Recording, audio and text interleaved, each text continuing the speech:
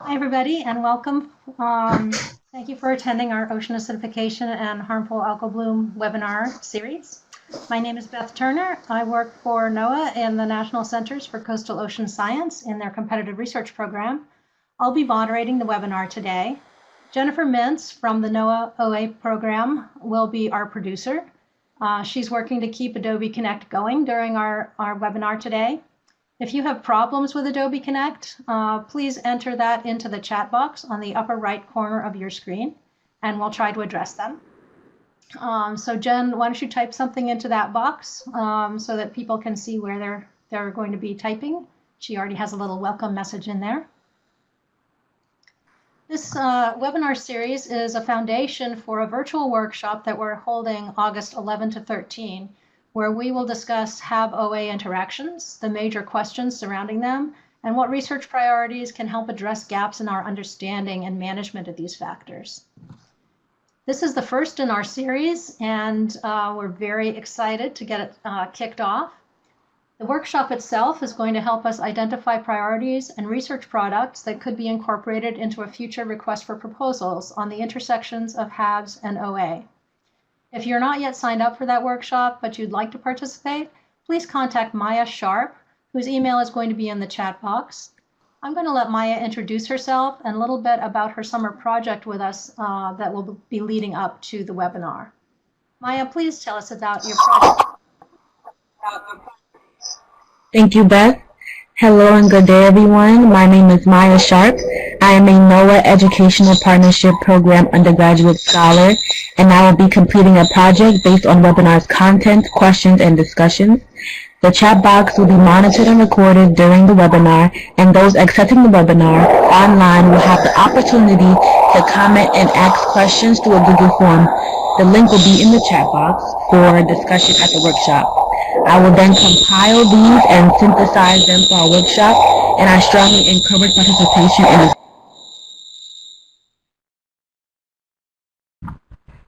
Thank you, Maya. I do recognize that the audio was a little garbled there. I hope it's clearer now, so please let us know via chat if it has cleared up.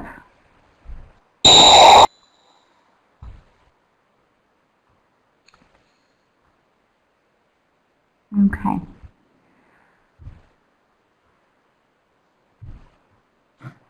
All right, not great still. So let's work on that. All of our attendees should be muted. Okay. So let me see if this gets any.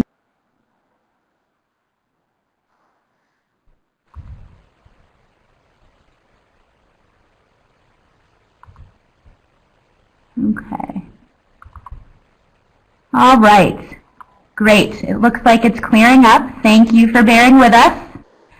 So just to revisit a few logistics, audio is over the computer, so you can listen through your computer speakers or headphones. If you're having trouble hearing, and it's not on our end, you can either turn up the volume on your computer speaker or headset. You can also turn up volume in Adobe Connect. So if you go to the top of your screen, you should see a speaker icon, and you can adjust your speaker volume there by clicking down that arrow to the right of that speaker icon and selecting Adjust Speaker Volume. If you are on a headset, go to the speaker icon, hit the pull down, and select the speaker, your headset speaker, to find that headset setting. If you are still having trouble hearing, please log off and log back on.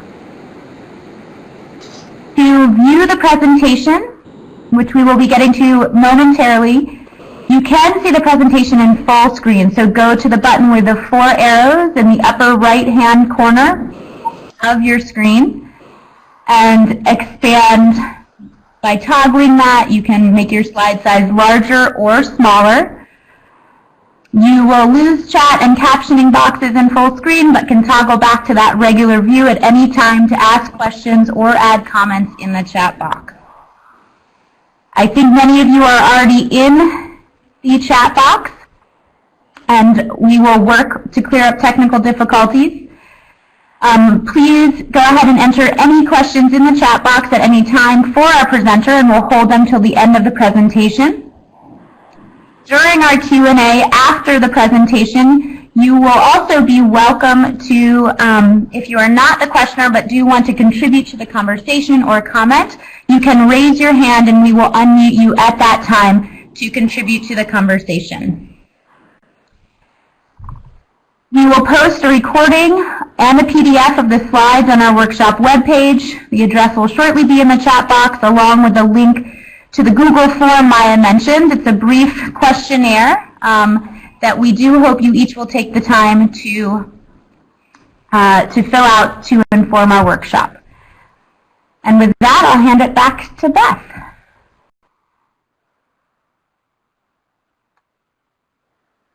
Yeah, thank you, Jen. It seems like there's still quite a bit of issues with the audio. I'm hoping that my audio is a little better, and I'm hoping that Chris's especially comes through.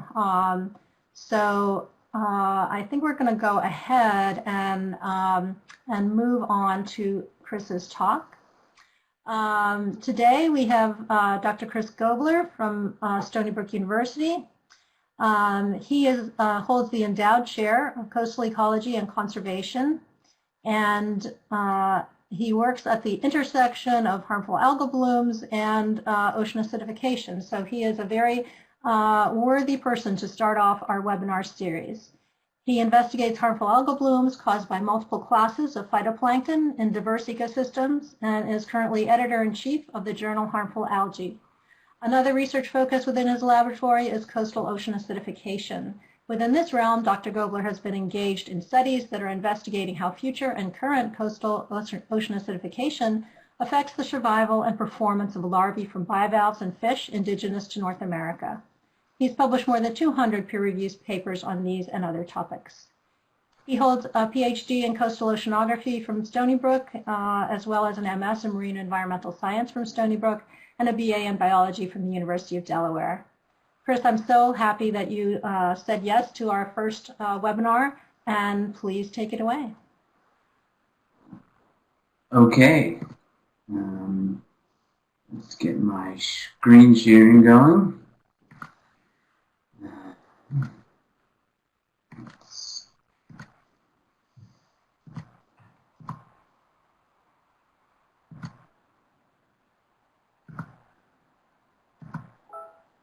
Okay, how's it looking? That looks fine, and I can hear you all right. I hope that people online can hear you well as well. Okay, well, let me know if they can't, because the way we're doing the screen, I don't see the chat box. But anyway, good afternoon, everyone. It's a real honor and pleasure to be giving this presentation, a topic of high interest to me, specifically harmful algal blooms and ocean acidification. You can see my title, and it's a question mark, and I think that's appropriate because I think this is a topic with some information on it, but a lot of unknowns, and so I'll probably end things up today. I'll point out that the journal Harmful Algae had a special issue on harmful algal blooms and climate change that was published earlier this year. And my presentation today will largely pull from ideas that were in a paper that I jointly published with John Raven and Perjul Hansen on dynamics of CO2 and pH and implications for HABs, and then also a paper about harmful algal blooms as a co-stressor with my and I'll mention that the Griffith and Gobler paper is available online. It's open access, and I'm hoping this one will be open access soon. I'm happy to share that paper. So just as a point of introductory information, clearly we're talking about climate change here. We live in a changing world. And we know what that all means with regards to changing temperatures, and how they're rising with time, and particularly accelerating since the year 1980. I actually like to look at 1980 as the inflection point for climate change because with regards to both CO2 and temperature and even HABs, a lot of things started changing at that point. We know another major implication of climate change has to do with the deoxygenation of our oceans. The fact that not only do we now know that there's a hypoxia is globally spread across the planet, but the oxygen levels in the world's oceans are declining with increases in temperature and strengthening ocean stratification. And then, of course, we know what's happened with regards to ocean acidification.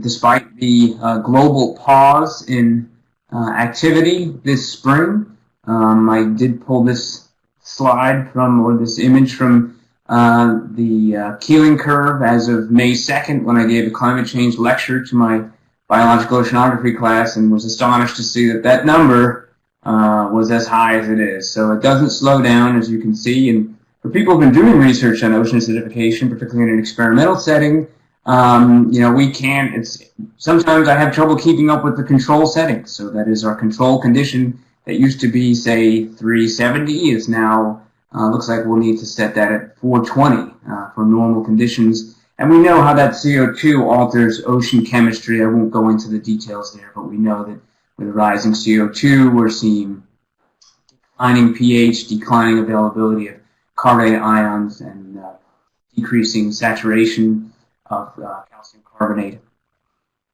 But beyond global change, we know, or global climate change, we also know that our coastal zones are actually already in the midst of many of the conditions that we are predicting for the end of the century.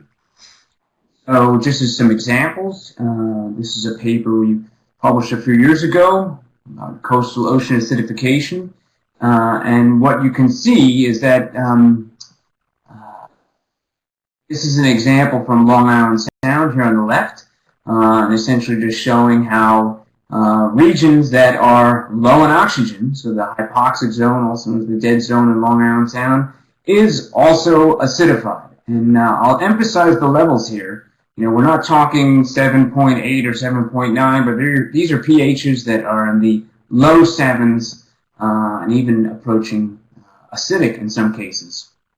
You can see when we traverse through these kinds of estuaries and we look at the levels of oxygen and the levels of PCO2, we see they're very closely related, and this is because of respiration is driving these trends. Again, I'll just emphasize that when we get into these low oxygen zones, we're seeing these levels of CO2 that we do not expect to ever see in the open ocean, far beyond climate change expectations, but yet this is what's happening today in some of our eutrophic estuaries. And of course, we know about ocean heat waves and how those are occurring and reoccurring in coastal zones, bringing in temperatures that, again, are anomalies that we sometimes predict maybe for the end of the century. And we know that the distribution and the occurrence of harmful algal blooms are changing, and I like the very carefully phrased sentence by Diane Anderson and others here, and that there's a general scientific consensus that the public health, recreation, tourism, fishery, aquaculture, and ecosystem impacts of HABs have all increased during the past decades. So that is to say, we're familiar with these sorts of maps where we can look how things were in the past and how they are today. This is Coplanidium polycricoides, or now Morgellithidinium, and PSP events. And of course, we know the caveats with regards to monitoring of these things, but there's no doubt that the impacts of these events are.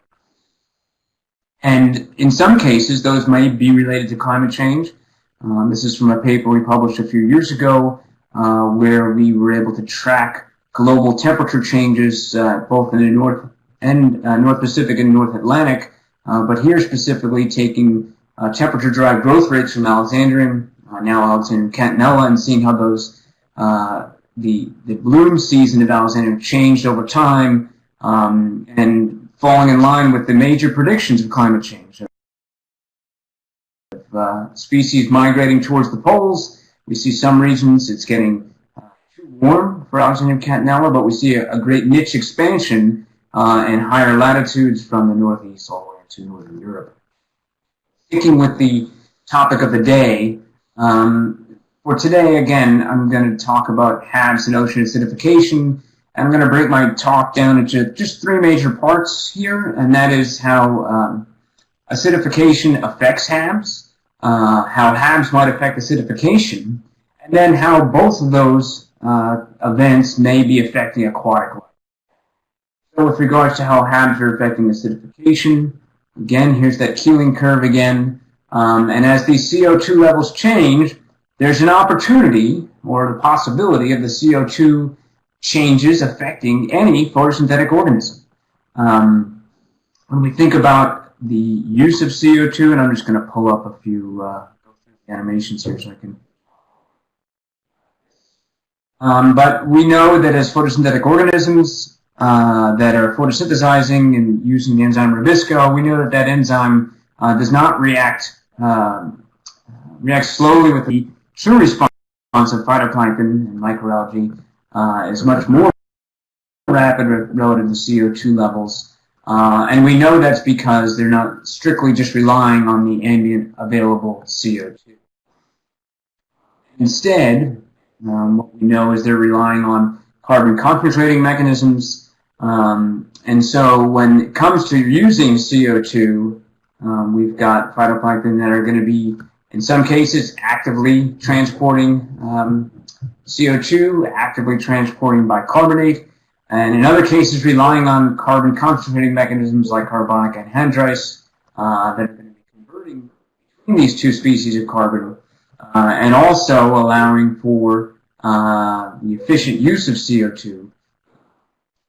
I'll just emphasize that within, as we consider that there are different phytoplankton that take different approaches for using CO2, there may be some that actually directly benefit from that higher CO2 if they're relying just on ambient CO2 for their CO2 uptake. And we'll also say that anytime you have an enzyme that's involved in carrying out any biological activity, if you can relax the activity of the enzyme, that can free up more energy for things like growth. And so as I thought about this talk and was going to give examples of how CO2 might affect HABs, my job was made easy by a recent paper by Karen Brandenburg at Detmer van der Waals lab that was published in Global Change Biology. And what I put here is I actually cut off this one table. It was a very large table there. So what you don't see in this table in the actual paper, all the different species of dinoflagellates. But the way that Detmer, and he's done this for other great papers he's published through the years as well, he's showing the growth response relative to ambient here. So anything on this side of the ledger is a positive response. Anything on this side would be a negative response. And so what you can see is that harmful algal blooms, according to this meta-analysis they did, so they looked at hundreds of species of harmful algae, multiple classes. Again, most of what they looked at were dinoflagellates, and those individual examples are not present here. But on average, you can see a significant increase in the growth response relative to ambient conditions at high CO2 for dinoflagellates, and also significant for the harmful diatoms. And overall, for all the species, their finding is that the growth rates at high CO2 were faster for the harmful algal bloom species. And interestingly, when they looked at the non-harmful algal bloom species, they didn't see that. This is a harmful algal bloom specific response. And that, of course, as people who study harmful algal blooms, when you see something like this, this really is important, because if there's a driver that only stimulates the whole community, well, then that might not lead to a harmful algal bloom. But if you have something selecting specifically for a HAB, that could be a big driver for these events.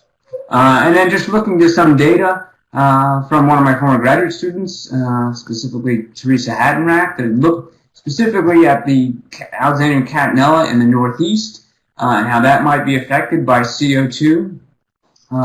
We, consistent with what that meta-analysis found, did find that multiple strains, actually, I'm just showing one example here, but multiple strains of Alexandrian growing faster with more CO2 in culture.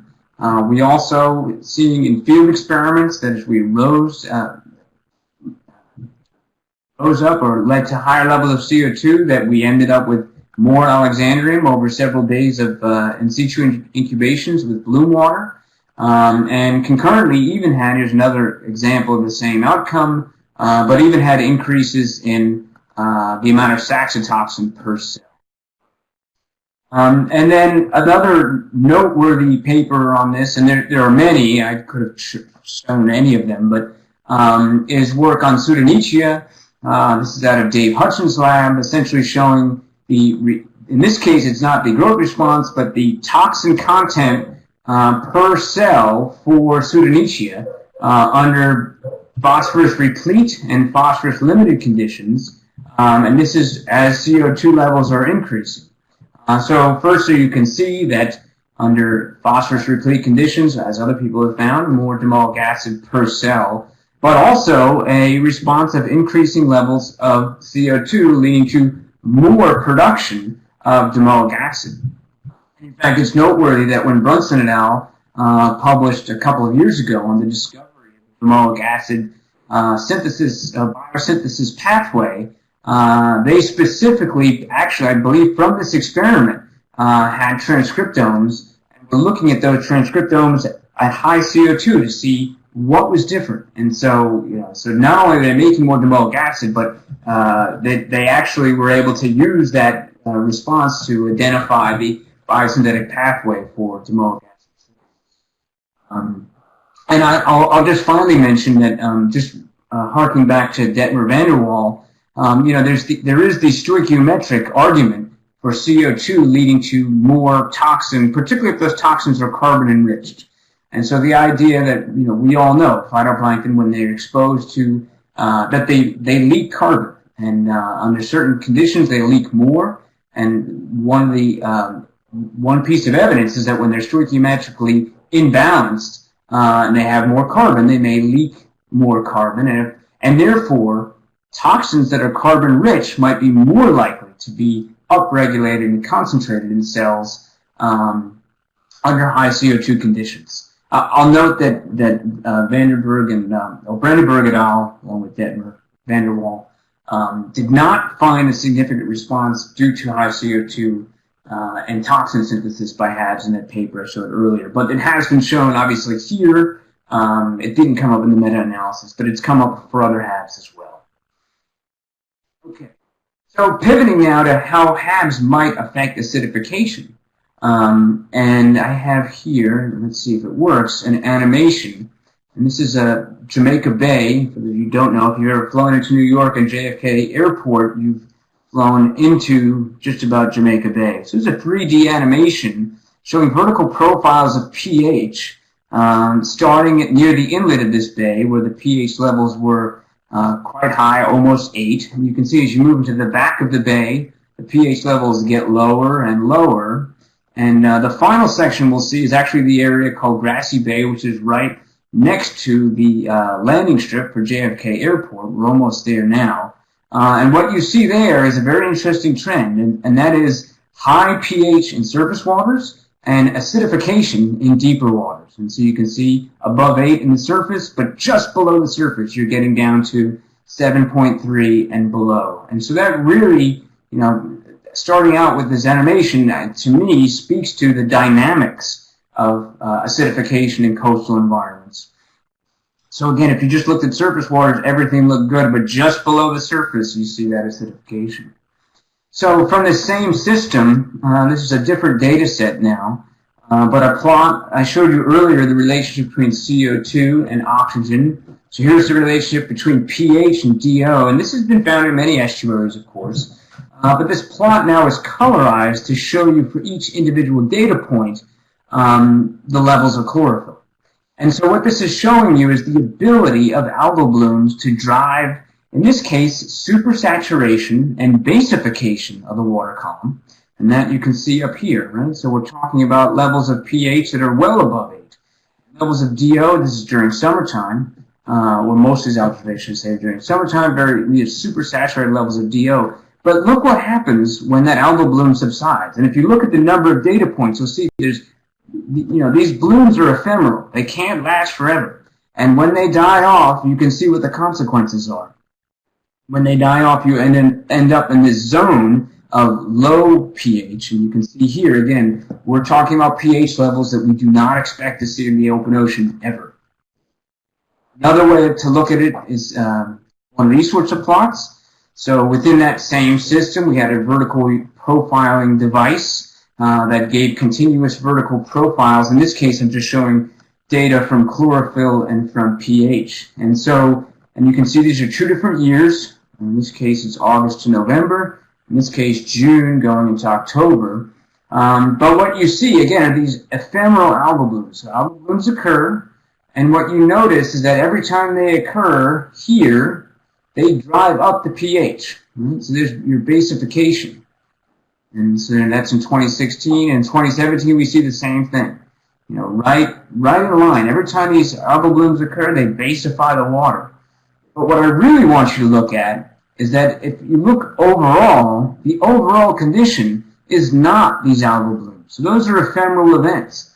And then when you get past these events, they're over, and that intense amount of carbon that's been injected into the system via these algal blooms decays, you end up again with acidification. Maybe not quite at the very surface, but you get below a meter and you can see what the conditions are like. And note that these are, if you go to certain depths, this is lasting for a month, 2 months, so extended periods of acidification. And you can also see then again that those algal blooms, their effects are isolated to surface waters in a somewhat deeper system. Changes in the acidification aren't just isolated to seasonal, but they can even be diurnal. And so this is a different data set from an estuarine condition. And what it's showing in this case, it's a data logging pH and DO meter that's showing the levels of, again, pH and DO, but there's many, many observations. So this is a deployment that went over many months through the summer. It's not DO on the bottom, it's hours of the day. But the color is the DO. And so what I want you to see is how, and this is just one location. And so what you see is that is highly productive with algal blooms. And so you can see, again, the DO being driven up during the day, and then at night, getting the DO getting very low, in some cases anoxic, pH getting low, and then you can see in some cases acidic. Again, this is over many, many days, but you can see the general trends here. So we know that that's a reality of these diurnal cycles as well. And just one more example of this now. This is a little complicated, and I'll just try to go through it quickly. Seasonal progression, June, July, August, September.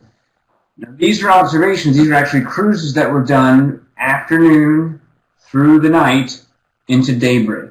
So specifically meant to capture that day-night variability. And so what you can see is on almost every case for all these different parameters, during the end of the day, you have the high levels of DO, pH, low levels of PCO2, high levels of saturation of aragonite. Through the night, the conditions change. You can see, we just focused, since we're interested in acidification, you can see the pH going down at night. But you also see the seasonal progression as well. So that is the pH high, and again, basified earlier in the season, but then later in the season, as that organic carbon decays, you can see the ambient levels of pH declining, and eventually you end up in a situation with the whole water column at very low levels. Now, just thinking about specific harmful algal blooms, I'm just going to show a couple of data sets. Paper published a few years ago in L&O, showing, in this case, the levels of CO2. I'll have to emphasize here, if you've ever published in L&O and published a paper on acidification or CO2, at least formally, I don't know if they still do, they've insisted in using pascals. So it's about, the 100-year pascals is about 1,000 microatmospheres. So it's just showing a back bay region where we have blooms of Alexandrium. These are cell densities of Alexandrium. You can see the areas of the most intense cell densities, coincidence with the highest levels of CO2 and vice versa. So that is, I'm not going to make a claim about cause and effect here, but let's just recognize that we've got an acidified environment with high levels of a harmful algal bloom. Here's a different type of harmful algal bloom. Here's Oriococcus, known as a brown tide. This is the south shore of Long Island. Again, this is continuous monitoring of CO2. You can see out in this area that's by an ocean inlet. This is the Atlantic Ocean here. Levels of CO2 close to atmospheric, but when you get to these back bay regions, the CO2 levels end up very, very high. And if we look at cell densities here, showing distance from on the x-axis here from that ocean inlet, and what we see is that the regions of the highest CO2 is actually where we have these very high levels of this brown tide, and a close relationship between the intensity of the brown tide and the levels of CO2.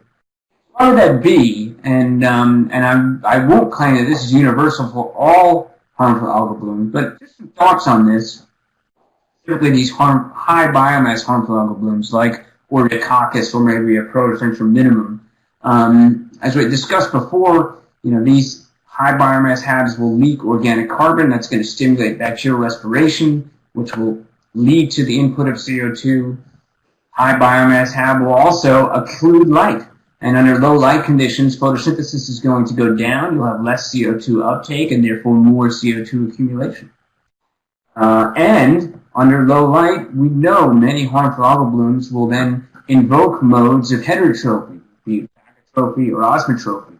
So, and when they're doing that, they're no longer consuming CO2, but they're actually producing CO2 and respiring as they break down this organic carbon. So they're not acting as a typical phytoplankton or primary producer.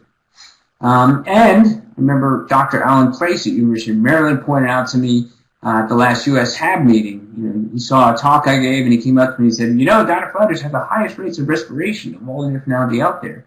And so certainly most of our HABs are dinoflagellates. So they're respiring more CO2 relative to other types of phytoplankton, with all things being equal. The timing of the events probably also have an effect here. So that is to say that once you get past the spring bloom and things warm up, ecosystem metabolism and total respiration is going to accelerate. And then, of course, we know with climate change that as the CO2 levels from the atmosphere go up, the likelihood of occurring or HAB co-occurring with acidification will become more common. Okay, so the last part of my talk is the co-effects of harmful algal blooms and acidification on aquatic life. And we've talked already about how acidification and hypoxia and thermal stress are all symptoms of climate change, and people have been talking about that for more than a decade. And, I like to add harmful algal blooms to that list because even if we can debate the extent to which harmful algal blooms may intensify due to climate change, and I can show you papers that would argue on either side. But either way, we all know that in the future, these harmful algal blooms will be co-occurring with a more acidified, warmer, and lower oxygen ocean. And therefore, we're going to see these co-stressors and the effects on aquatic life accelerating.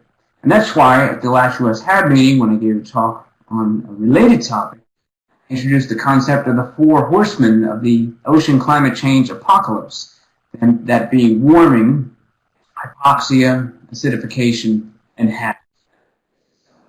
Tongue-in-cheek, of course, not necessarily full public consumption. But regardless, it is like I said, this is a fact that we know these HABs will be co-occurring with these stressors. Now, how is this going to affect aquatic life? What are the implications? And again, that paper by Griffith and myself, Andrew Griffith, in the 2020 special issue in Harmful Algae, we had this figure made to try to understand, what are the interactions of these climate change stressors with HABs. And you can see here the concept of that, the relative effect of these stressors may vary depending on where the HABs are residing and what the organisms you're thinking about. So that is within the water column, may be more likely to see heat, so the co-occurrence of HABs with warming, with implications for, say, surface aquaculture of fish. There, of course, is some acidification, but as I showed you before, acidification gets more intense deeper into the water column. So, it may well be that in deeper, so for the benthos, that the co-occurrence of acidification in HABs may be most intense. We know these HABs vertically migrate, many of these dinoflagellates, and as they do so, they may be affecting, maximizing the likelihood of the benthos co-experiencing acidification and harmful algal. For this paper, we tried to do a meta-analysis, and well, it was pretty weak because, frankly, there are not a lot of papers out there examining how harmful algal blooms affect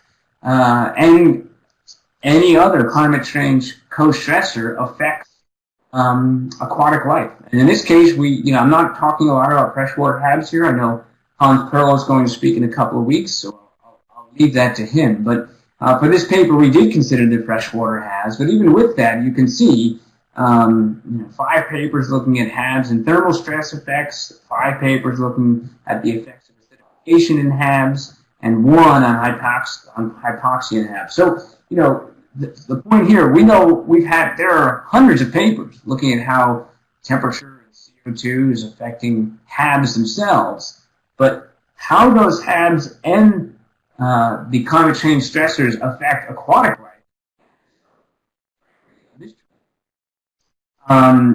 We know from work we've done earlier on ocean acidification that one group of ocean organisms that are highly sensitive to ocean acidification are bivalve larvae.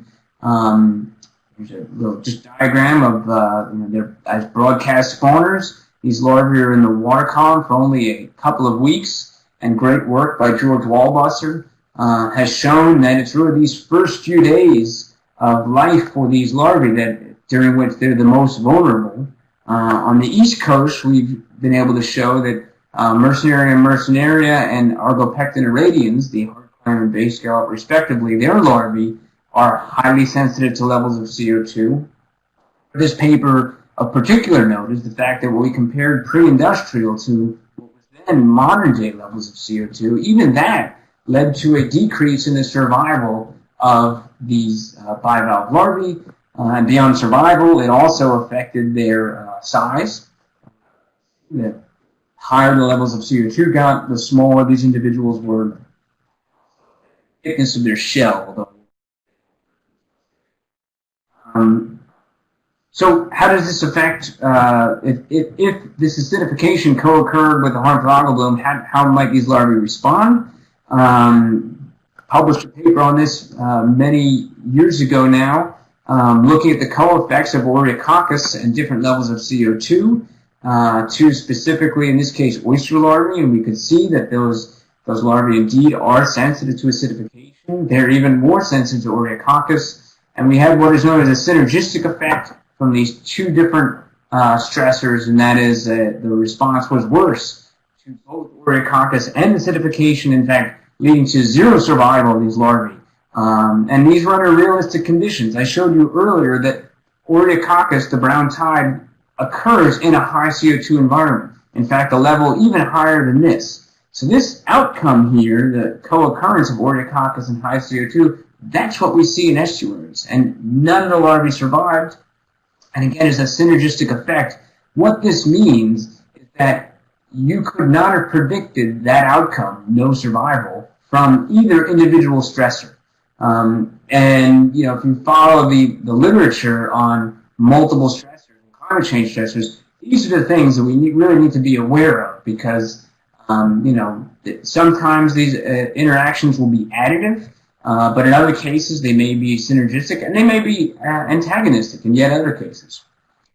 Just one more example here, a paper, Andrew Griffith again, published a few years ago in Scientific Reports. In this case, looking at the effects, again, on oyster larvae and specifically trying to understand how Morgullifidium polypicoides and acidification would affect those larvae. In this case, he had larvae that were from adults that had been exposed. The two different conditions here makes it a little bit confusing. Is it whether the parents were exposed to high CO2 or not? But the bottom line is what you can see is that as you move from a condition where the control condition is here, and there's a little bit of effect, but actually the larvae were actually fairly resistant to acidification. To the harmful algae, the coccidinium, under normal CO2 levels, both the larvae and the adults were exposed to normal CO2 levels. But you can see when you start adding in the other stressors of acidification, either just for the larvae or for the larvae and the parents, the outcomes are far worse.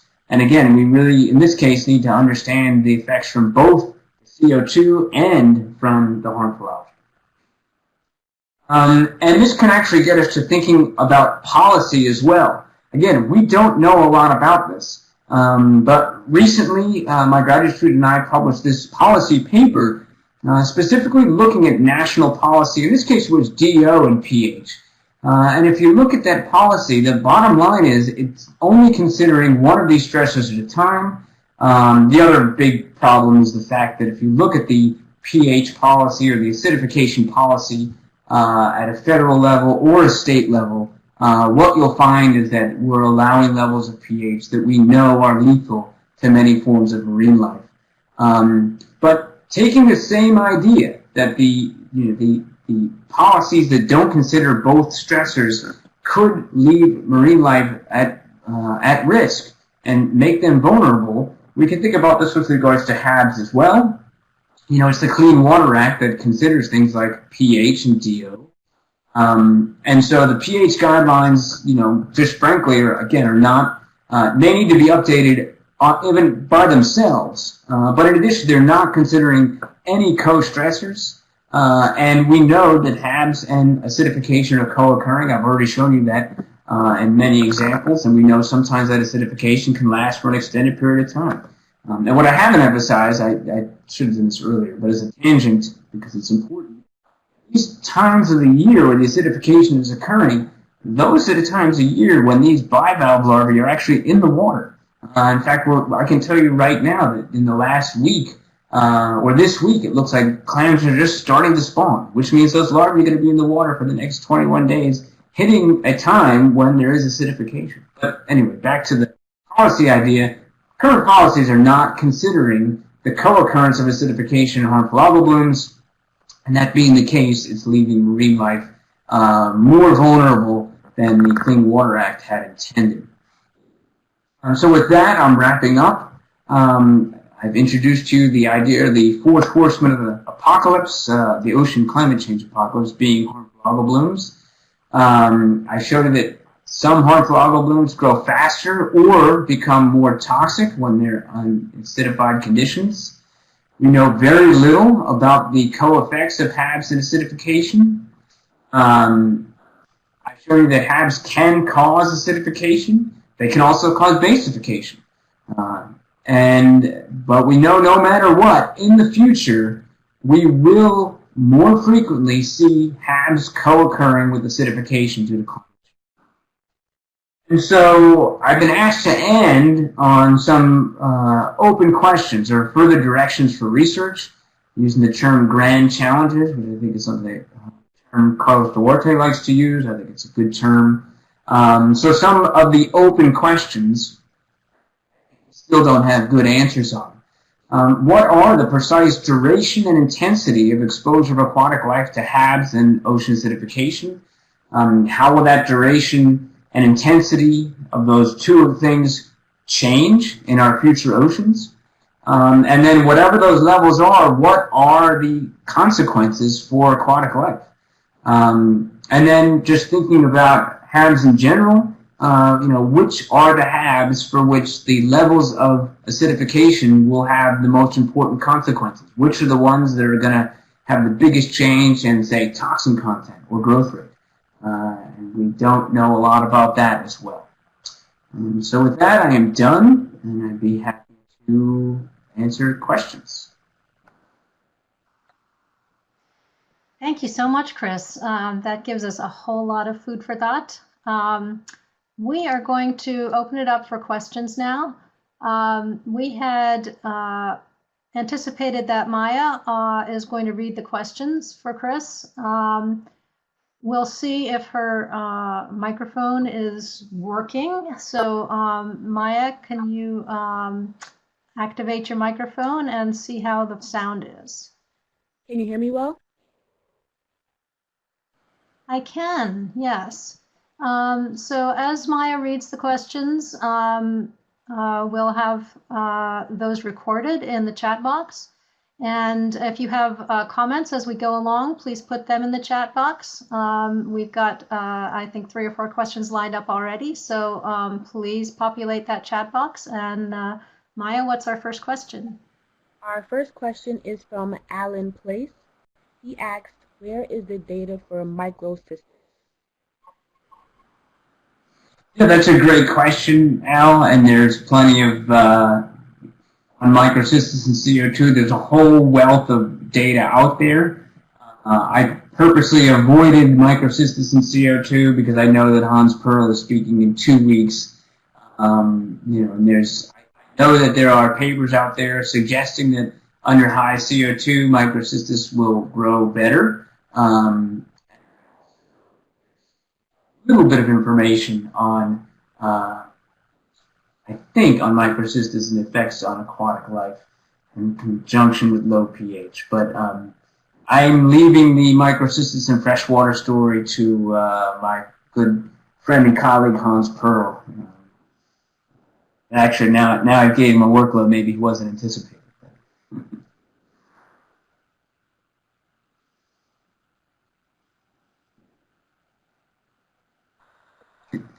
More questions? Yes, we have another question. The second question is from Joseph Ortiz. He asked, what is the phase lag between the bloom end and the OA response time that you see in your system? I'm sorry, you're going to have to repeat that. I couldn't quite get it. No problem. Joseph Ortiz asked, what is the phase lag between the bloom end and the OA response time that you see in your systems? Great question. So the question was, what's the lag time between the OA and the HABs? And so, this is actually a slide I'm working on, but I didn't get in there, so I'm glad this question was asked. The typical, the way that we typically think about algal blooms and hypoxia and algal blooms and acidification is that the algal bloom occurs, and then it dies, and then you have acidification. And I sort of showed this data, but I would like to emphasize it doesn't have to work that way. And I'll say that in 2 ways. Remember, I showed you the diurnal fluctuations.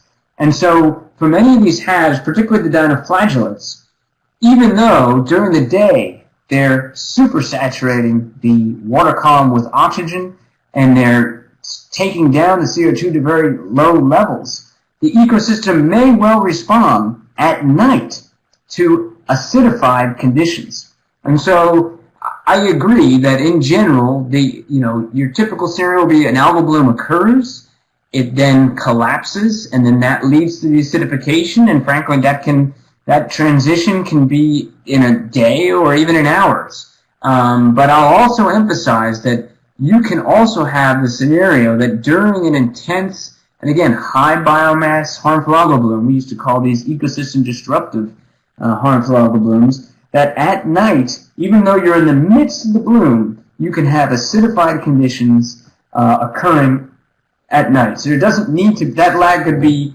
one after the other, or it could be day-night. Thank you. Our third question is from Cole Millet. She asks, could the net consumption of CO2 by HABs have anything to do with mixotrophy? Yeah, so the question was about whether the net consumption of CO2 has to do with mixotrophy, and absolutely, that's that would be my hypothesis, is that as many of these harmful algal blooms are known to be mixotrophic, and many are known to be able to survive largely via heterotrophy, and what that would mean is that they are not, if they're only minimally autotrophic, they're not really producing a lot of, or consuming a lot of CO2, and then yes, that would make them a net producer of CO2, and therefore contributing towards acidification and net heterotrophy within an ecosystem setting.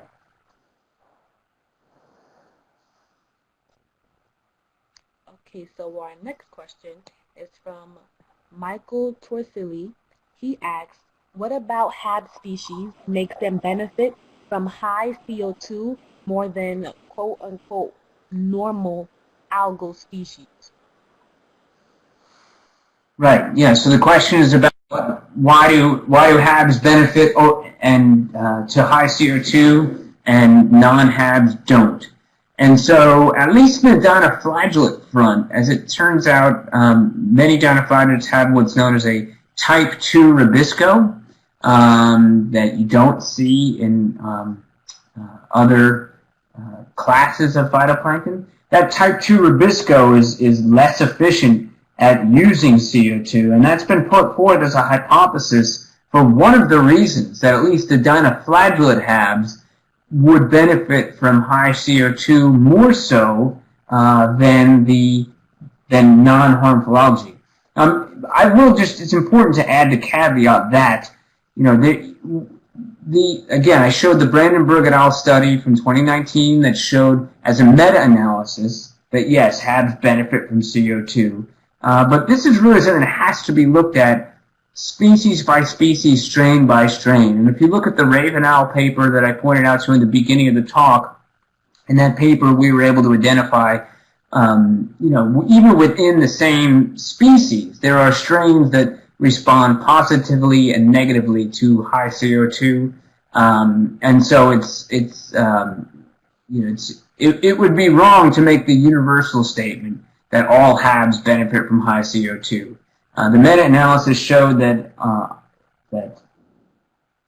on average, HABs do benefit from the dinoflagellate HABs in particular, but there certainly are exceptions. And again, but the rationale would be that type 2 rubisco being less efficient at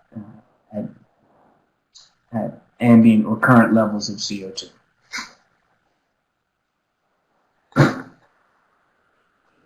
Our next question is from Shalin, and this person asks, is there enough information from different ocean regions to assess whether the influence of OA conditions on HABs is consistent / generalizable? That's a good question, and I would say, so the question is there enough information across different types of ecosystems to make generalized statements about HABs and OA? And I would say no. And again, just like I just said in the last, my last comments with regards to how, there's variability amongst species and even strains and responses to CO2.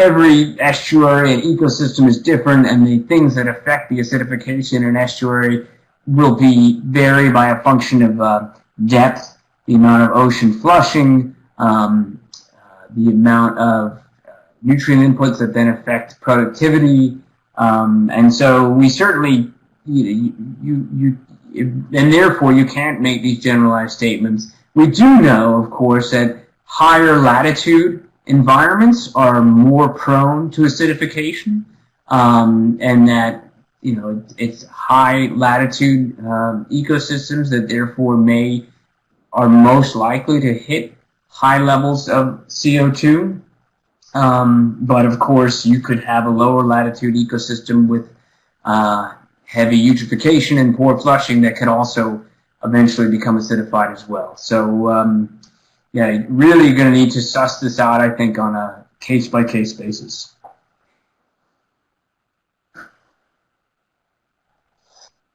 Thank you. And our next question is from Susan Keedell from EPA, and she asks, are you seeing different HAB species with different pH or CO2 levels? So that question was, do you see different HAB species with different pHs and different CO2 levels? My sense is that the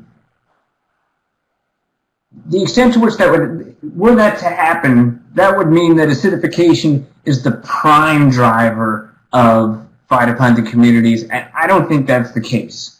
I think it's going to be a more subtle driver, And certainly, I don't think you could necessarily predict the precise HAB you would get at a given, say, pH or CO2 level. Because of course, stepping back, we all know and recognize that, the co-occurring with the levels of CO2 are going to be different levels of nutrients and temperature and light, all of which are more likely to be prime drivers of these communities. And certainly we know that temperature, particularly in temperate latitudes and higher latitudes, leads to a seasonal succession. So I think that something like temperature is going to be more of a prime driver, and then the CO2 levels probably within a given temperature range could have some selective pressure. But again, important to recognize along with other drivers.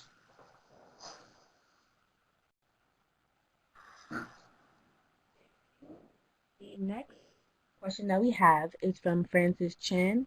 He stated that our research grand challenges tend to center on more precise understanding and predictions, but the societal grand challenge tends to be how we can solve the problem. The question is, can we sidestep the scientific grand challenges pursuit and jump into the societal challenges of solutions building? Yeah, that's a good question. Yeah, so certainly, and that's right. So the question is about understanding the science versus implementation of policy, and the question is, can we jump? I think if I'm interpreting it right, jump into the policy realm before we solve all of the science. And I think those are parallel tracks. Frankly, we know that the levels of CO2 in all ocean ecosystems are going to be rising, and we know that those HABs will be co-occurring with that.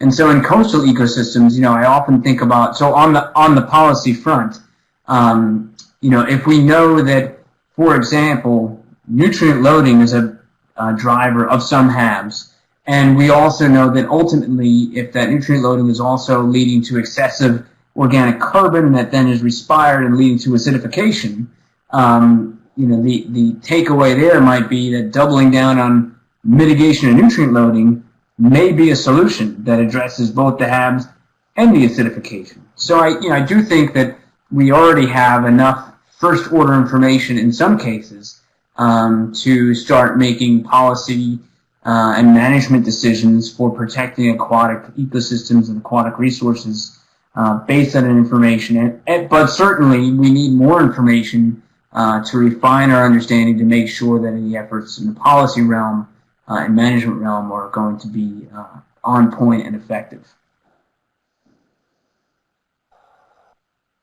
Thank you. So our last question before we wrap up the webinar is from Joseph Ortiz.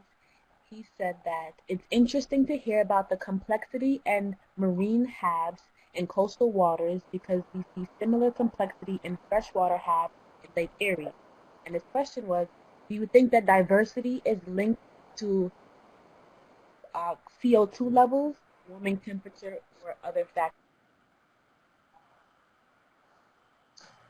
Yeah, so that question was about thinking about freshwater HABs and whether diversity is related to CO2 or temperature or other sorts of factors. And again, I think CO2 will have an organizing effect, but that effect is going to be needs to be considered in parallel with other significant changes like nutrients and temperature. And we've remiss before to not bring up things on the losses side of the ledger like grazing and maybe even viral lysis, for Steve Wilhelm, who I think is out there. Okay, thank you. We have to cut off our questions there. Thanks for all the questions and thanks for hanging in with us. We did reach the end of our hour, and especially thanks for hanging in with the audio difficulties. We are going to have a video recording, and we're going to put up the PDF of the slides. That's going to be at our website, which is on the screen right now. We do have a little questionnaire for people to fill out, and Jen is going to put that in the chat box. It should also be available on the website. So Maya is going to be collecting any further thoughts about this. If you want to add anything after the chat box goes away, and please let us know if you want to have more information about the workshop itself. I think from the amount of conversation that we had today, we should have quite a lot of conversation at the workshop. So thank you again, Chris. Really a great kickoff to our webinar series, and our next one is going to be next Wednesday, and Rafe Kudela is going to be talking about HABs and ocean acidification in the California current. Thank you all for coming today. We actually reached capacity of 100 people on our webinar, so we're going to have to work to see if we can increase that capacity as well. But really excited to see all of your interest and enthusiasm. Thanks everybody, and hope we'll see you next week.